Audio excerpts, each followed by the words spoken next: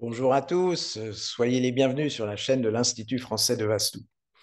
Nous allons parler aujourd'hui géobiologie et plus particulièrement les veines d'eau courantes qui passent sous la maison.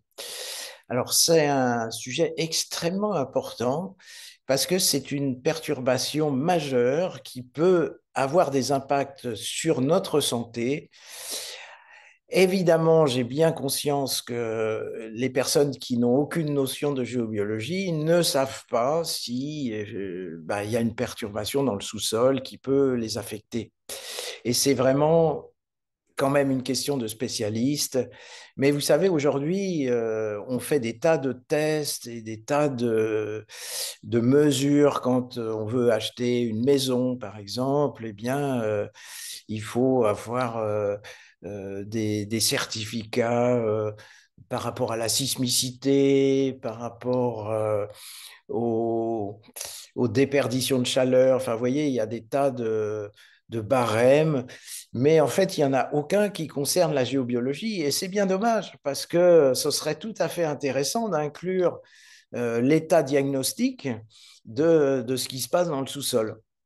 D'ailleurs, les anciens, si vous vous interrogez des personnes dans les campagnes, il y en a certains qui vous diront, ah oui, oui, on connaît cette maison qui est là, elle a le mauvais œil, c'est pas bon, il doit y avoir des choses dans le sous-sol qui sont mauvais parce que toutes les personnes qui vivent là ont des problèmes, elles sont malades. Et effectivement, hein, les perturbations géobiologiques, notamment les veines d'eau courante, hein, quand elles s'associent à des croisements Hartmann, Curie, Grand Diagonal ou autres, hein, bon, ça c'est des termes un petit peu plus connus par les géobiologues, eh bien, ça donne ce qu'on appelle des nœuds pathogènes qui peuvent être même des nœuds cancers.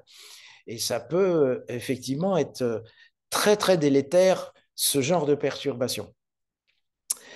Alors,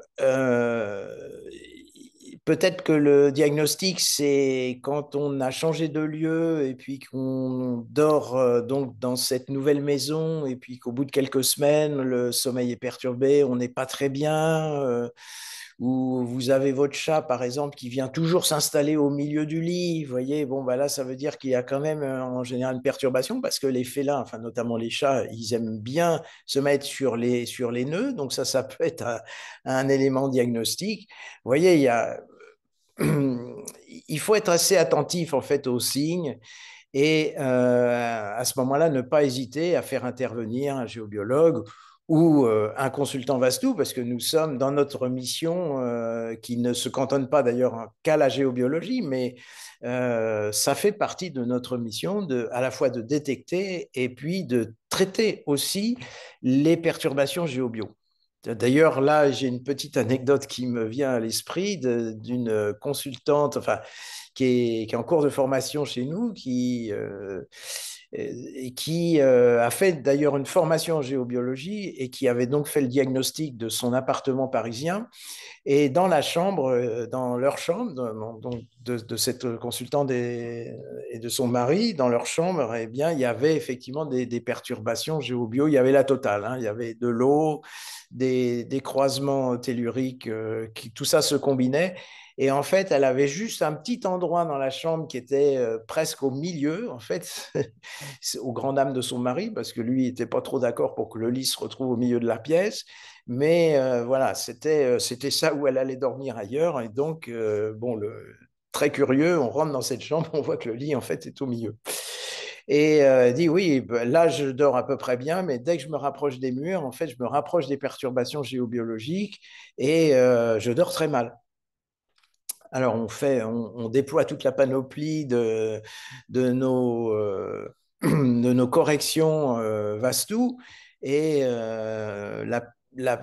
cette consultante, elle reprend ses baguettes, elle refait des mesures, elle dit, bon, c'est très curieux, là, j'ai pratiquement plus aucune détection. Et donc, moi, je lui conseille de mettre son lit, de remettre son lit contre le mur. Alors, elle est un petit peu hésitante. Je lui dis, écoute, tu fais le test, hein, tu vois une nuit, comment ça se passe. Et en fait, elle a dormi très, très bien. Elle était vraiment bluffée, en fait, de voir la puissance corrective qu'on peut déployer en Vastou par rapport à ces perturbations. Voilà, donc n'hésitez pas, si vous avez le moindre doute, de solliciter une consultation par rapport à ces problèmes géobio. Ce ne sont pas les seuls qui peuvent effectivement affecter les habitants d'un lieu, mais c'est quelque chose qui me paraît essentiel, au moins d'éliminer, d'être sûr qu'on n'a pas de mauvaises ondes dans le sous-sol qui nous perturbent, notamment qui perturbent notre sommeil, parce qu'on y reste, enfin dans la chambre à coucher, on y reste quand même un certain nombre d'heures tous les jours. Et c'est le fait de rester, vous voyez, un endroit toxique qui, à la longue, peut nous apporter des désagréments physiologiques, voire même des maladies. Bien, bah écoutez, si vous avez apprécié cette vidéo, pensez à mettre le petit pouce, à partager à vos amis, et je vous retrouve prochainement dans une autre vidéo. À très bientôt.